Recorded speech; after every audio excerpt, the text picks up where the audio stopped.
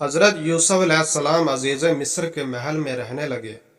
عزیز مصر نے انہیں اچھی طرح رکھا اور کئی سالوں تک آپ ان کے گھر پر رہے اور جوان ہو گئے۔ جب آپ جوان ہوئے تو جوانی نے آپ کے حسن و جمال کو مزید بڑھا دیا، یہاں تک کہ عزیز مصر کی بیوی زلیخا حضرت یوسف علیہ السلام کے عشق میں مبتلا ہو گئی، اور جب اس میں بے بس ہو گئی تو ایک دن حضرت یوسف علیہ السلام کو اپنے پاس بلایا اور انہیں ساتھ لیے محل کے اندرونی حصے کی جانب چلی، اور دروازے اچھی طرح بند کرتی گئی، اور آگے پیچھے 7 دروازے تھے جنہیں اچھے سے بند کیا، اور محل کے آخری کمرے میں پہنچ کر حضرت یوسف علیہ السلام سے اپنی خواہش کا اظہار کیا اور بے قراری ظاہر کی۔ حضرت یوسف علیہ السلام نے اسے منع کرتے ہوئے کہا کہ عزیز مصر میرا آقا ہے اور میں اس کی امانت میں خیانت نہیں کر سکتا کہ وہ مجھے بے حد عزیز رکھتا ہے۔ عزیز مصر کی بیوی نے جب دیکھا کہ آپ کسی طور اس کی طرف مائل نہیں ہوتے، تب اس نے زبردستی کرنے چاہی تو حضرت یوسف علیہ السلام دروازے کی طرف بھاگے، اور خدائے پاک کے حکم سے 7 دروازے خود بخود کھلتے چلے گئے۔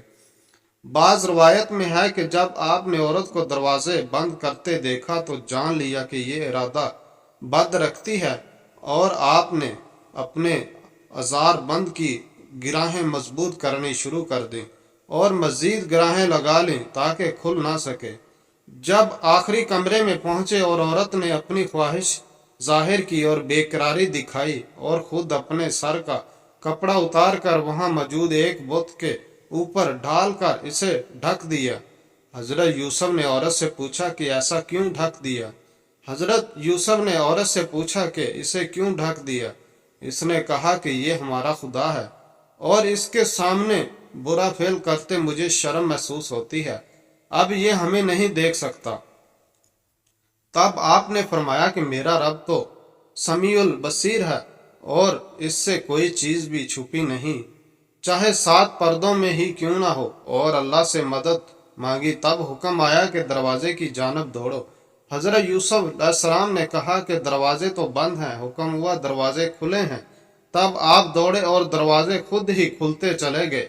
عزیز مصر کی بیوی نے پیچھے سے آپ کی قمیض کا دامن پکڑ کر اپنی جانب کھینچا چاہا تو دامن پھٹ گیا، اور جب وہ آگے پیچھے آخری دروازے پر پہنچے تو وہاں انہوں نے عزیز مصر کو کھڑا پایا۔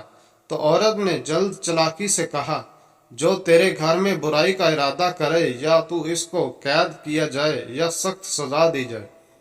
حضرت یوسف علیہ السلام نے فرمایا، معاملہ اس کے برعکس ہے، یہ ہی مجھ کو اپنا مطلب پورا کرنے کے لیے پھسلاتی تھی۔ تب خاندان کے ایک فیصلہ کرنے والے نے کہا کہ دونوں اپنی گواہی پیش کرو۔ تب حضرت یوسف علیہ السلام نے بے حکم ربی وہاں موجود زلیخا کے خاندان کے ایک دانا شخص سے فیصلہ کروانے کی بابت کہا۔ انہوں نے کہا کہ یوسف کی قمیض کا دامن دیکھو، اگر قمیض آگے سے پھٹی ہے تو عورت سچی ہے اور یوسف جھوٹا، اگر قمیض پیچھے سے پھٹی ہے تو یوسف سچا اور عورت جھوٹی ہے۔ جب قمیض کو دیکھا تو پیچھے سے پھٹی تھی۔ تب عزیزہ مصر نے اپنی بیوی سے کہا کہ بے شک تم ہی جھوٹی ہو اور تم عورتوں کے مکر بہت بھاری ہوتے ہیں، اور یوسف تو معصوم اور سچا ہے، پس تم ندامت کرو اپنے گناہ پر اور یوسف سے بھی کہ تم غلط ہو۔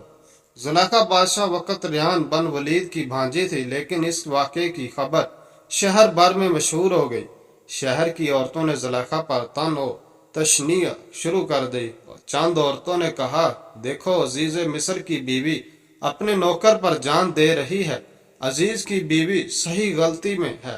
اصل میں حضرت یوسف علیہ السلام کے حسن کی شہرت پورے مصر میں پھیل چکی تھی۔ اصل میں ان کو بھی حضرت یوسف علیہ السلام کے دیدار کا شوق تھا، جیسا کہ قرآن پاک میں ارشاد ہے۔ شہر کی عورتوں نے کہا کہ عزیز کی بیوی اپنے جوان غلام کو اپنے مطلب نکالنے کے لیے بہلانے پھسلانے میں لگی رہتی ہے۔ اس کے دل میں حضرت یوسف علیہ السلام کی محبت بیٹھ گئی ہے، وہ سریع غلطی میں ہے۔ جب یہ خبر عزیز مصر کی بیوی تک پہنچی کہ شہر کی عورتیں ان کے بارے میں ایسی باتیں کرتی ہیں، تو انہوں نے ان سب کو اپنے محل میں دعوت پر بلایا۔ جب سب عورتیں آ گئیں تو انہیں برآمدے میں بٹھایا اور ہر ایک کے ہاتھ میں ایک ایک چھری تھما دی اور ان کے سامنے کھانے کا پھل پیش کیے۔ جب تمام عورتیں پھل کاٹنے میں مشغول ہو گئیں تو زلیخا نے حضرت یوسف علیہ السلام کو کمرے سے باہر آنے کو کہا۔ جب حضرت یوسف علیہ السلام کمرے سے نکلے اور عورتوں کی ان پر نظر پڑی تو انہوں نے اپنی انگلیاں کی پوری کاٹ لیں اور انہیں احساس تک نہ ہوا، بلکہ ایک سکتے کی سی کیفیت میں حضرت یوسف کو دیکھنے لگی۔ تب زلیخا نے ان کی توجہ ان کے ہاتھوں کی جانب دلوائی۔ تب انہوں نے کہا کہ اللہ کی پناہ، ہم نے ایسا حسن و جمال پہلے کبھی زندگی میں نہیں دیکھا، یہ واقعی کوئی آدم زاد ہے یا پھر کوئی بزرگ فرشتہ۔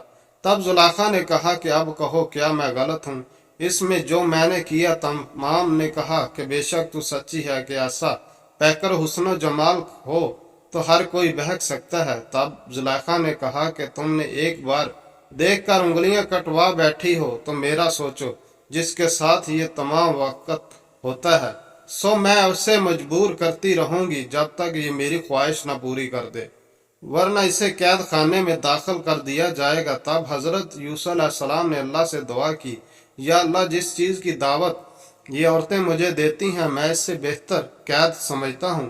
چنانچہ جب عزیز مصر نے دیکھا کہ اس کی عورت ابھی بھی یوسف کے بارے میں خواہش غلط رکھتی ہے اور اپنی خواہش میں پکی ہو جاتی ہے تو بہتر جانا کہ یوسف کو قید کر دیا جائے۔